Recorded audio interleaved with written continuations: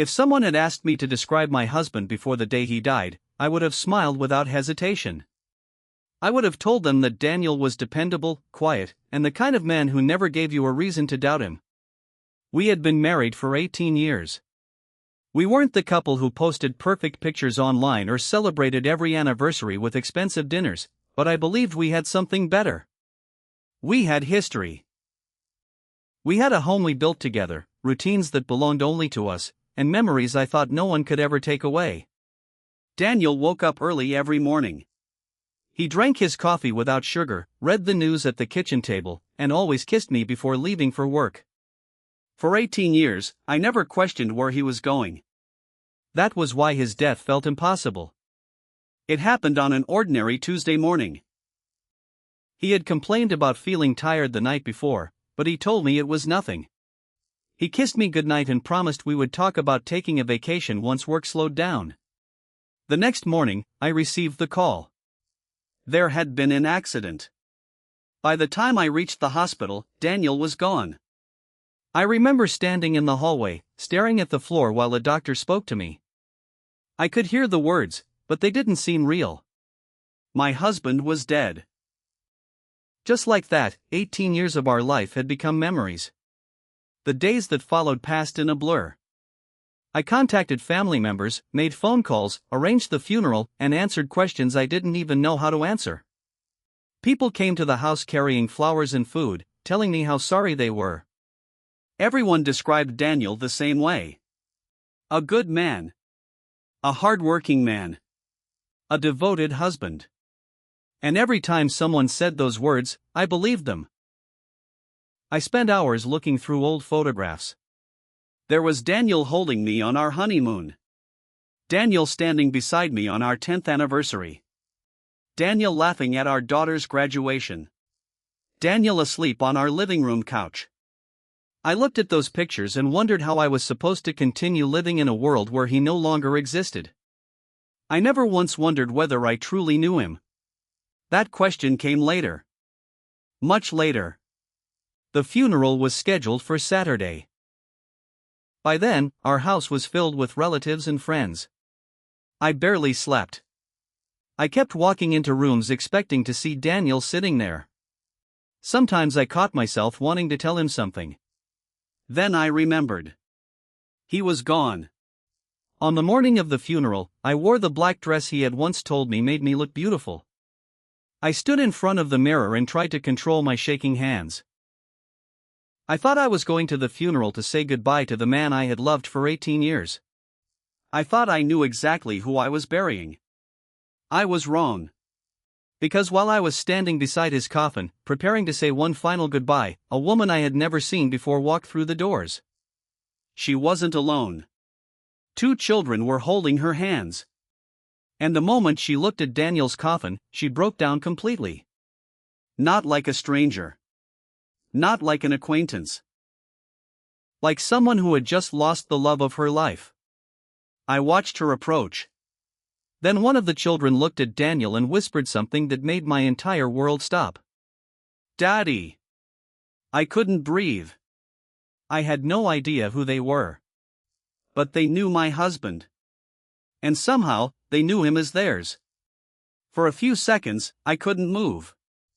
I kept staring at the woman standing several feet away from me, trying to understand what I had just heard. "Daddy." The word kept repeating inside my head. I looked at the 2 children beside her. They were old enough to understand what was happening, old enough to know that the man inside the coffin was their father. But how? My husband had never told me about them. Not once. The woman noticed me staring at her. Her eyes were red from crying, and there was confusion on her face too. She looked at me as if she was trying to understand who I was. Then her eyes moved toward my wedding ring. Something changed in her expression. She looked at the coffin. Then back at me.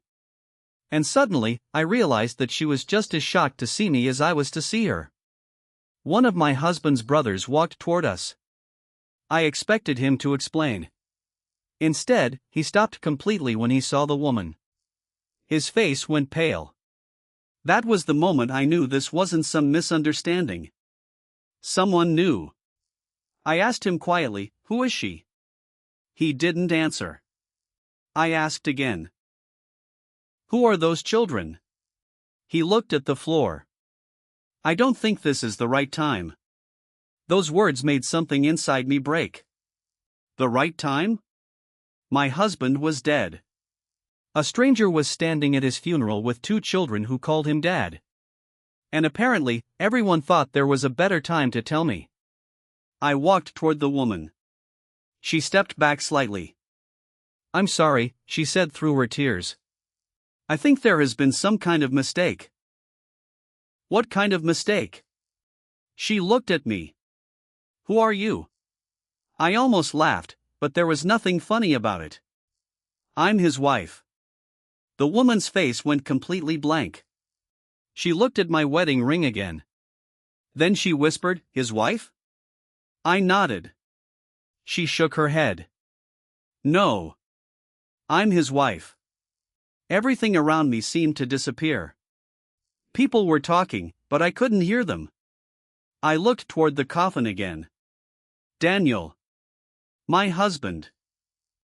The man I had spent 18 years loving. The man whose clothes were still hanging in our bedroom. The man whose toothbrush was still beside mine. The man whose photographs covered the walls of our home. And now another woman was standing in front of me claiming to be his wife. Neither of us knew what to say. Finally, she asked me his full name. I told her. She gave me a date. His birthday. Then she mentioned the nickname I had always called him. My stomach dropped. She knew details she couldn't possibly have invented. Then one of the children stepped closer to the coffin. "He used to come home every Friday," the boy said quietly. I stared at him. "Come home?" The woman looked at him and immediately pulled him back. But it was too late. I had heard enough. My husband hadn't simply been cheating. He had another home. Another woman. Another family. And somehow, I had been the last person to know. I looked around the funeral room. Some people wouldn't meet my eyes. His brother kept staring at the floor. One of his closest friends suddenly walked outside. And that was when the grief inside me began turning into something else. Not anger yet. Something colder. A terrible realization. If these people already knew about them, then my husband's secret hadn't been a secret at all. It had only been a secret from me. I had come to the funeral expecting to mourn my husband. Instead, I was beginning to discover that I had never truly known the man I was mourning. I didn't confront anyone at the funeral. Not because I wasn't angry. I was. But I was also too shocked to understand what I was feeling. I watched the other woman leave with her children, and I stood there beside my husband's coffin wondering how many times Daniel had stood between two worlds without either of us knowing about the other. That night, after everyone had gone, I sat alone in our living room. His jacket was still hanging beside the front door. His keys were still in the bowl where he always left them. Everything looked exactly the same. Except now everything felt like a lie. I started with the simplest question. Where had he been going all those years? Daniel had always told me he worked late several nights a week. Sometimes he said he had business dinners. Sometimes he traveled for work. I had never questioned it because I trusted him. Now those memories looked completely different. I opened his desk. Inside were receipts, bank statements, old notebooks, and several envelopes I had never seen before. One receipt showed a restaurant in a town almost an hour away. The date was our anniversary. I remembered that evening. Daniel had told me he couldn't take me out because of an important work meeting. I had eaten dinner alone. But according to the receipt, he had been at that restaurant that same night. And he hadn't been alone. There were 2 dinner orders. I kept searching. Then I found a second address. At first, I thought it was an office. But the documents told a different story. There were utility bills, a lease agreement, insurance papers, all connected to the same address. My hands started shaking. I searched through his phone records and discovered a number he had saved under a man's name. But when I looked at the messages, I realized the name was fake. The number belonged to the woman from the funeral. I read the messages slowly. There were hundreds. Years of them. Good morning messages. Plans for weekends. Birthday wishes. Pictures of the children. Questions about school. Conversations about groceries. Ordinary things. That was what hurt the most. It wasn't just an affair hidden behind romantic messages. It was an entire life. He had been asking her what the children needed from the store while asking me what we should have for dinner. He had attended their school events while telling me he was working late. He had celebrated holidays with them while giving me excuses about business trips. I found photographs too. Daniel standing beside the children. Daniel cutting a birthday cake. Daniel sitting at a kitchen table in a house I had never seen. Daniel smiling in a way I hadn't seen in years. In one photograph, the woman was standing beside him with her hand resting on his shoulder. They looked like a family. A real family. I sat on the floor and cried. Not because I had discovered he had loved another woman. That would have been painful enough. I cried because I suddenly understood how much of my own life had been stolen from me.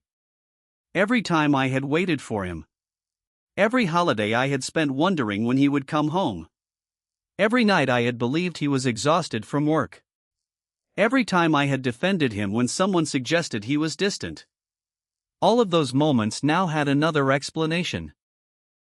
I kept searching until I found something that made my heart stop. A calendar. Dates marked in two different colors. One color was for our life. The other was for theirs. Birthdays. Anniversaries.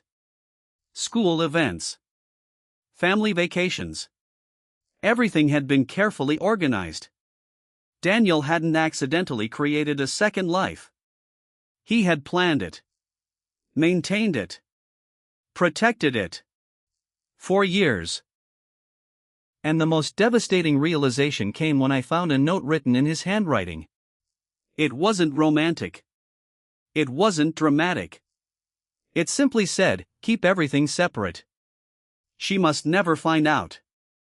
I read that sentence again and again. Then I finally understood. My husband hadn't just betrayed me. He had built an entire second family behind my back and had spent years making sure I never discovered they existed. The next morning, I decided I needed to know everything. Not because knowing would make the pain disappear. I already knew it wouldn't. But I couldn't live with half the truth.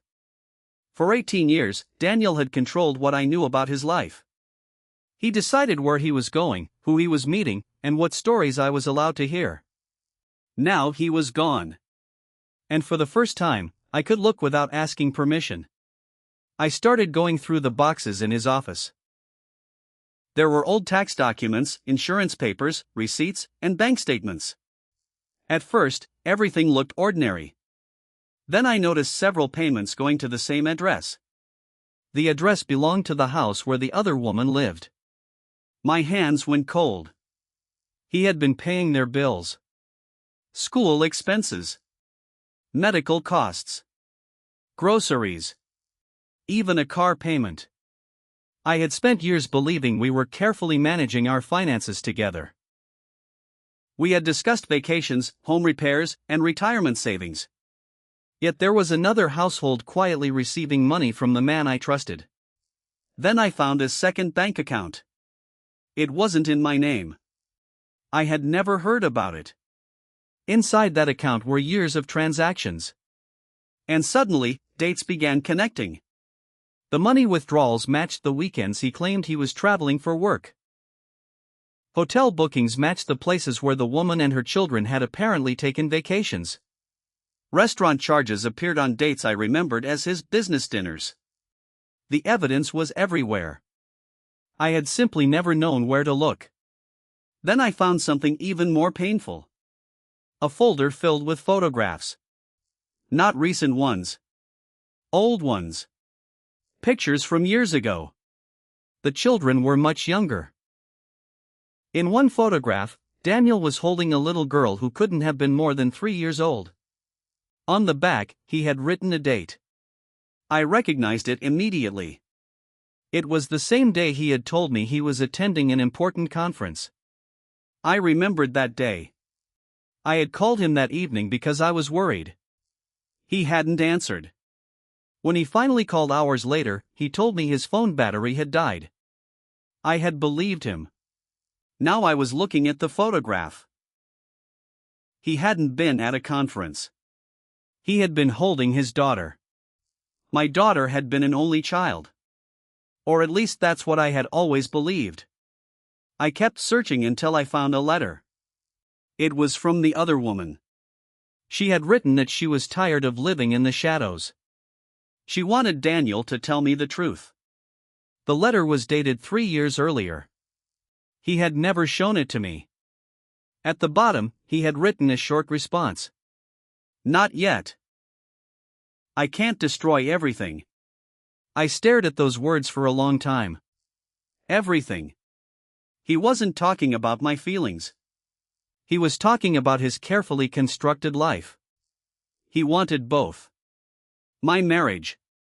His second family. 2 homes. 2 identities. 2 versions of himself. And he had convinced himself that keeping them separate was somehow protecting everyone. Then I discovered something I wasn't prepared for. His brother had known. His closest friend had known. At least 2 people from his workplace had known. There were messages discussing how to cover for him when he couldn't be in both places at once.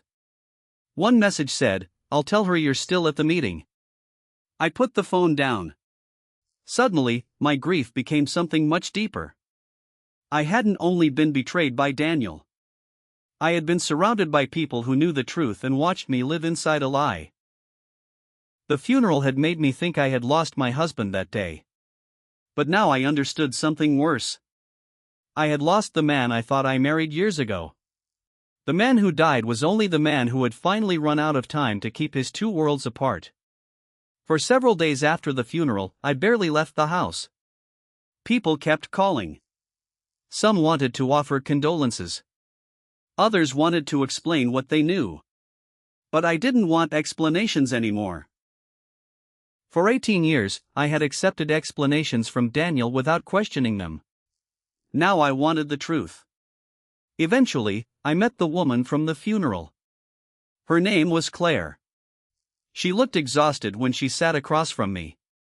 For a long time, neither of us spoke. There was no hatred between us. There couldn't be. We had both been lied to. She told me that Daniel had been part of her life for almost 15 years. She had believed he was separated from his previous marriage when their relationship became serious. She had never known that I was still his wife. I asked her why she had never tried to contact me. She looked at me with tears in her eyes. Because he told me you were already divorced. I closed my eyes. Of course he had. He had created a different story for each of us. To me, he was a devoted husband whose work kept him busy. To her, he was a man trapped in a marriage that was supposedly ending. Neither of us knew the complete truth. Then she told me something I hadn't expected. Her children loved Daniel. They knew him as their father. They had no idea he had another family. I looked at her and realized that they were innocent too. They hadn't asked for this. They hadn't chosen to be part of his secret. Neither had I. For the first time since the funeral, I stopped thinking about the other family as the enemy. There had never been 2 women fighting over one man. There had been 2 women believing 2 different lies told by the same man. That realization didn't make the betrayal easier. But it changed what I wanted to do next. I could have exposed everything publicly. I could have told everyone what Daniel had done. I could have destroyed his reputation. Part of me wanted to. But then I thought about the children. They had just lost their father. I didn't want their memories of him to become another weapon. So I chose a different path. I told Claire that I would never blame her for something she didn't know. She started crying. Then she apologized for the pain she believed she had caused me. I told her she hadn't. Daniel had. And although he was no longer alive to answer for his choices, I still had to decide what those choices would mean for the rest of my life. I changed the locks. I closed the accounts connected to the marriage. I contacted a lawyer and began separating myself from the financial mess he had left behind. Then I packed away our wedding photographs. Not because I hated those 18 years, but because I needed to stop living inside them. For months, I had believed my husband's funeral was the day I lost him. Eventually, I realized that wasn't true. I had lost the husband I thought I had years before. The funeral was simply the day the truth finally arrived. And maybe that was the real last goodbye. Not saying goodbye to Daniel's body. Not even saying goodbye to our marriage. It was saying goodbye to the version of my life that had been built on a lie. I couldn't change what he had done. I couldn't get back the years I had spent waiting, trusting, and believing. But I could decide what happened next. I could wake up every morning without wondering where my husband really was. I could stop defending someone who had never protected my trust. And I could finally build a life that belonged entirely to me. Sometimes the person we lose isn't the person we thought we knew. Sometimes the hardest truth arrives after the final goodbye. And sometimes, discovering the truth is painful enough to break your heart but powerful enough to finally set you free.